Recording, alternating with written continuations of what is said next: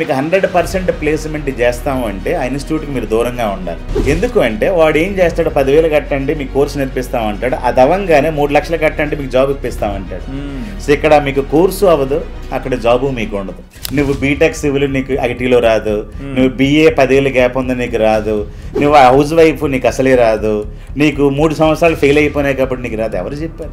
ఒక్కొక్కరు ఒక కోర్స్ దగ్గర ఆగిపోయి ఉంటారు. సో ఏ కోర్స్ వాళ్ళకి ఇలాంటి ఒక ఇన్స్టిట్యూట్స్ వాళ్ళ కెరియర్కి హెల్ప్ అవుతాయి అంటారు? కంపల్సరీగా ఇన్స్టిట్యూట్లోకి మనం వెళ్ళినప్పుడు ఏం అడగాలంటే 1 మంత్లో కోర్స్ అవుతుందా అని అడగకూడదు. నాకు ఇక్కడ స్కిల్ డెవలప్మెంట్ అవుతుందా, నాకు ఇక్కడ ప్రాజెక్టులు ఎక్కువగా ఇస్తారా, నాకు ఇక్కడ ఇంటర్న్షిప్స్ గట్టిగా ఉంటాయా, ఇలాంటివి మనం ఫోకస్ చేయాలి. కొంతమంది SQL చాలా టఫ్ సబ్జెక్ట్, అంత ఈజీగా అర్థం కాదు, ఇదంతా కోడింగ్ ప్రాసెస్ లో కూడా ఇన్వాల్వ్ అయి ఉంటుంది అంటారు. ఈ రోజు మనం బీకామ్ వాళ్ళకి, BA వాళ్ళకి, టెక్నాలజీతో సంబంధం లేని నాన్ IT పీపుల్కి SQL నేర్పించి దాని తర్వాత మనం 3 to 6 months టైంలో 5 కోర్సులు నేర్పిస్తాం. SQL, power BI, data warehousing, data modelling, DAX, ఇవన్నీ కూడా ఒక కాంబినేషన్ లాగా ఇచ్చి వాడికి ఇప్పిస్తాం.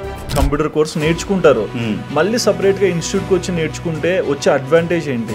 సో ఈ రోజు నా దగ్గర ఒక అబ్బాయి ఉన్నాడు, అతను ర్యాపిడోలో పని చేసుకుంటూ, ఒక ర్యాపిడో ఎంత ట్రిప్కి వస్తుంది 30 రూపాయలు వస్తుంది, బీటెక్ చదువుకొని వాడు చాలా కోర్సులు నేర్చుకున్నాడు. కోర్సు వల్ల ఏం జరగదు, తర్వాత మన దగ్గర స్కిల్ నేర్చుకోవడం వల్ల 9 lakhs జాబ్ మననే కొట్టాడు. Anybody can change their life.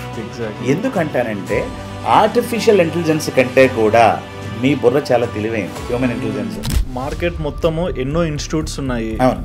But మన ఇన్స్టిట్యూట్ గురించి తీసుకుంటే go online training institute. So ఈ ఇన్స్టిట్యూట్ స్థాపించారు, తర్వాత ఇది రన్ చేస్తున్నప్పుడు మీరు ఎటువంటి చేంజెస్ గమనించారు స్టూడెంట్స్ లో? అమీర్పేటలో ఒక రాయిచ్చి కొట్టారు అనుకోండి, ఒక జావా వాడికి ఏం తగులుతుంది, పైథాన్ వాడికి ఏం తగులుతుంది. డేటాబేస్ నేర్చుకునే వాళ్ళు ఎవరు ఉండరు మార్కెట్ లో, చాలా తక్కువ మంది ఉంటారు. ఇంటర్వ్యూ ప్యానెల్ లో కూర్చున్నప్పుడు చాలా మంది అసలు సబ్జెక్ట్ రాదు వాళ్ళకి. ఈ రోజు మన గూగుల్ సుందర్ పిచాయ్ గారు జస్ట్ 2 days న్యూస్ పేపర్లో ఏమంటున్నాడంటే, ఫిజికల్ గా క్యాండిడేట్ ని మనం ఇంటర్వ్యూ చేయాలి. ఈ వర్చువల్ ఇంటర్వ్యూస్ వలన, ఆన్లైన్ ఇంటర్వ్యూస్ వలన చాలా ఫేక్ క్యాండిడేట్ రావడం మొదలెట్టారు. ఒక ఎండ్ లో అంటే కొంతమంది బాగా చదువుకుంటారు, కాలేజ్ లో టాపర్ అయి ఉంటాడు, కానీ ఎండ్ ఆఫ్ ద డే ఈ రోజు కూడా ఒక ఈగో ప్యాటర్న్ లేకుంటే జాబ్ దొరకదో, అగ్రి చేయరు. ఏం ఫాల్ట్ ఉంటుంది వాళ్ళ దగ్గర?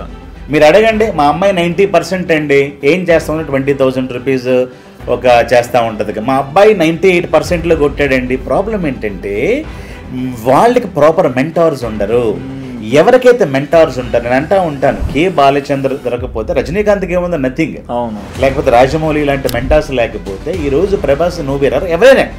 సో మీకు మెంటార్స్ కనుక ప్రాపర్గా దొరకకపోతే మీరు ఎక్కడికి వెళ్ళలేరు.